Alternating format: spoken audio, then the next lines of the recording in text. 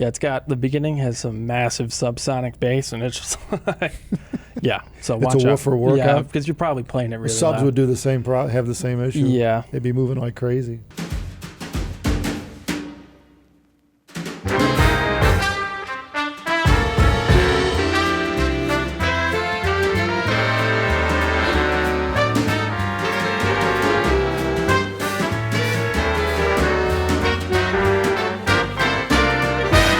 A while ago, we did a video on what is flat. And flat, by what we meant, is flat frequency responses. And, the recording's flat, playback is flat. Yeah, in what terms people of- call neutral. Yeah, neutral. And, we basically did, by all means, look back and watch the video. It's fairly lengthy, and we go through a lot of different iterations. But in the end, there is no such thing as flat. So now a lot of people now take that and let's take it to the whole concept that people appreciate live music, right? And say, well, playback should sound like live music. And it's like, all right, so is there a reference for live music? Is live music flat? And, when you think about it, all the places that anyone that's gone to listen to live music, they're all dramatically different in terms of their acoustics. And depending on where you're seated, or depending on the band playing, maybe even the temperature and humidity, I don't know. But the bottom line is that the live venues vary wildly, indoor and out. So then what's the reference there? It's not even just the venue, though, because they have the same problem you have at home. Because, usually you're playing through speakers, obviously, at the venue. So they have the same problem with amp, speakers, everything placement. Yeah. So, plus the different venue. So. Yeah, and the acoustics and the way to control it, especially if they're indoors. Geez. There are some situations where the instrument is loud enough to be able to fill the space you're in, maybe a piano or string instruments. However, you still run into the same problem in larger venues, and you still run into room issues, even in the situation of something like that. Yeah, reflections. Right. A string instrument in a small room is going to sound different than an open space, a field.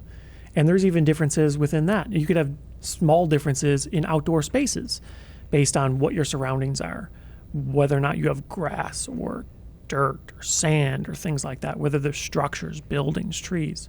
And people come up with all kinds of ways to define a reference and flat and neutral. They have reference curves that people tend to prefer things to sound like, but that doesn't necessarily always mean that that's what it's supposed to sound like. That's what it does sound like in real life. And on top of that, real life can sound massively different. Well, I know one thing that I think of that's different, is in a recording, like in a studio setting or whatever, everything's got a mic on it. Right. So the microphone's picking up the subtleties of the string and all that. In a live space, you're relying on reflections and acoustics to bring something to you from an instrument playing without amplification. Depends on the without amplification. That's the thing, yeah. So so what I'm saying is, live, you would not hear the string subtleties. It just doesn't carry that far. It's too low in level. You hear the string. Yeah, you don't have a mic right next to it. Yeah, so you can't hear that, where it's completely different when you're miking it in a studio. And so, you think about live has a different feel all around to it. Maybe more fuller bodied, right? I mean, because it doesn't have the detail. Well, the other thing is live, acoustically, without just a few mics, you could hear the whole picture. Obviously, you're sitting in a room, right? Yeah. There's not individual points you're listening to. So obviously it'll sound completely different. Yeah, they're kind of combined together to sound like whoever intended it to sounds like. That's the point, though, because I think most people fail to recognize how large of a difference there could be in the intent of whoever's mastering or whoever's editing this, putting it together. And when you're live, when you're actually next to the instruments, you're hearing how they blend together naturally. Their individual levels and how they all work together. And after it's actually on a record or online or posted, published, when it's completely done, somebody made a decision along the way for how loud things should be. And you could move one level up and down because everything's typically mic'd individually in a lot of these cases. You could shift things to sound to what is apparently natural or neutral. However, it may not be what it actually sounded like in the room or in that environment at the time. And it may not be how it sounds actually if you're there. Well, I heard two bands at a same venue, same day, in the same position, and one sounds better live than in the recordings, and the other one sounds worse live than in the recordings. That's crazy. Yeah. And that's the thing. Everything was the same. Speakers were the same. I was in the same spot. Right. And it's completely like, I'm like, these guys suck live, but like the recordings are fine. You know? Yeah. So that happens. You get that a lot. And maybe whoever they have on the show with them when they bring them on the road, it doesn't quite have the technical ability, the skill, the hardware, whatever it is, to be able to make it sound the way they want. Yeah, the magic of mastering at that point, Yeah, right? because Just you have time, worked. right? You have a considerable amount of time when you're actually mastering this thing, when you're getting it all set up. And it may not be available to you in a live venue. Maybe you only have a few hours to get it ready because somebody was in there before. Maybe you even have less. Maybe somebody else has total control over everything. So live, when you're going through speakers, not only do you have the issues you have at home, but you have additional issues on top of that. Was that indoors? Yeah. Yeah, I mean, if you think about that, it's possible that the one band's been there before and knows the acoustic, Well, it could be, yeah. you know, or whatever, They, you know. they're both actually coming back to the same venue in a couple months. Yeah, And actually, Mike that works here, he's actually going to the same venue I went to. yeah. It's in Massachusetts. Ah, And hearing one of the bands. what's the name of the actually, place? Palladium or something like that. Ah, I don't know. yeah. It's in Worcester, Mass or something. Yeah, yeah, because then people, maybe some people know the place, could chime in on comments It's on the. pretty small, Yeah, and they had modern, new, like just giant racks of JBL speakers, and we were like 20 feet away. those nice directional JBLs, Yeah, the yeah. thin. Yeah. Yeah, they're designed to put out a certain, radiate in a certain Yeah. pattern, and so I mean the system's probably set up nicely. So yeah, the question is, why did one sound worse than the other, and versus a recording? And you know, it's funny when you think about that, but I mean, you don't know until you do. Like with us with shows, it's the same thing. Until you're in the room with a system, you don't know. You get an idea where, if you've done this long enough, you have an idea where you're going to place the speakers. But you really don't know until you start playing if they're actually going to sound good there. Yeah. And you may wind up. We've had some rooms where you got to wildly move the speakers, like way far from where you thought, because there's just something going on you didn't expect. Usually from like a back wall or something like that. Yeah, I mean, you just don't know sometimes what'll interact in a room. It's like with height, carpeting, and then if you got open spaces to one side and not the other, now you got a left-right imbalance you're dealing with. So you're trying to remove reflections from one side that are on the other, or vice versa. But yeah, I mean, and it's the same deal, you know, with live. You think about it. I mean, depending on where you're seated, you know, you'll get way more reflections off of one side of the room or the ceiling than the other side.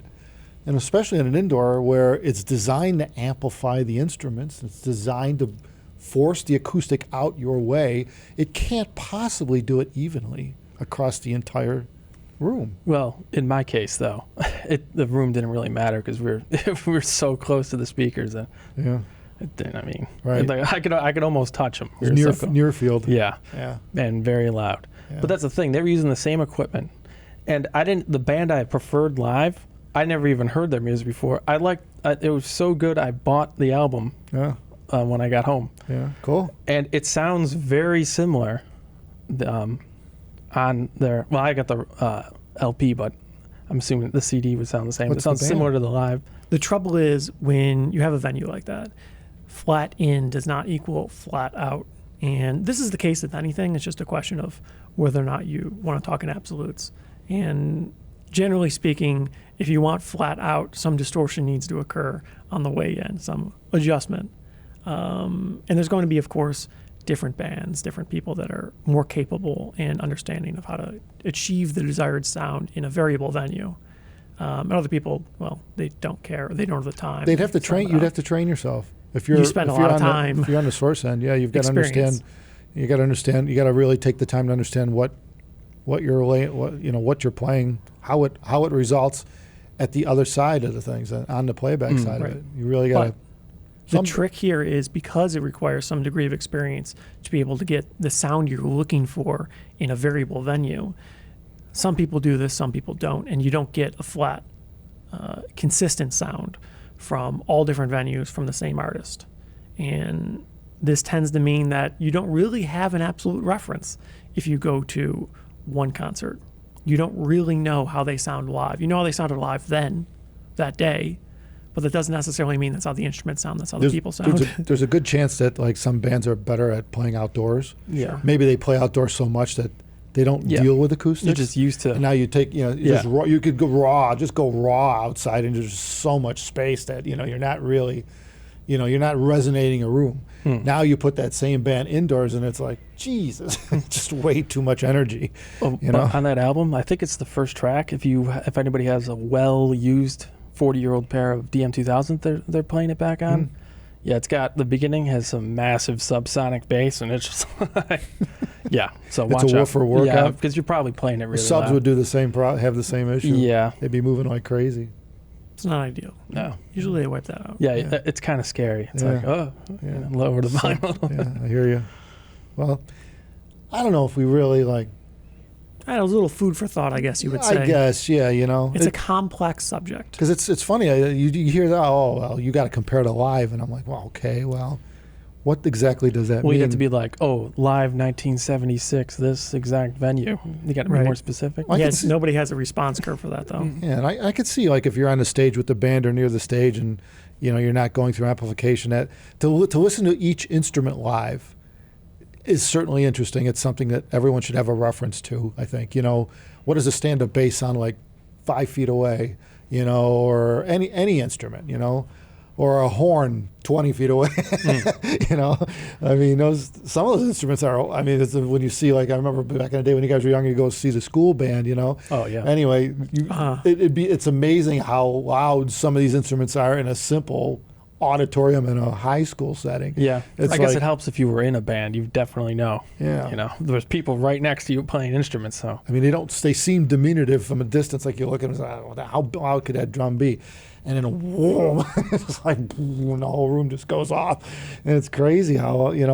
But even then, there's artistic license to some degree, because you can control the volume of different instruments based on the number that exists. Because some instruments you can only play so loud. Right. Right. And other instruments, well, they're way louder than the other one, so it kind of drowns it out. And you don't necessarily want that. So we need 3 of these and 1 of these and 6 of these. Cymbals, if you're near somebody playing the drums and cymbals, wow.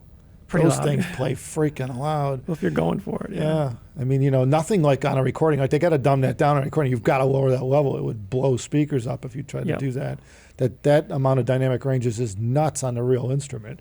So you could see where it'd be very difficult to reproduce that on a speaker system or a headphone system. It'd be really difficult. yeah, well, we were just doing it at a local dealer not too long ago. Remember, and playing one track with cymbals, and each speaker completely different. Yeah, in the same cymbals. room, same system. Yeah. Yeah, right.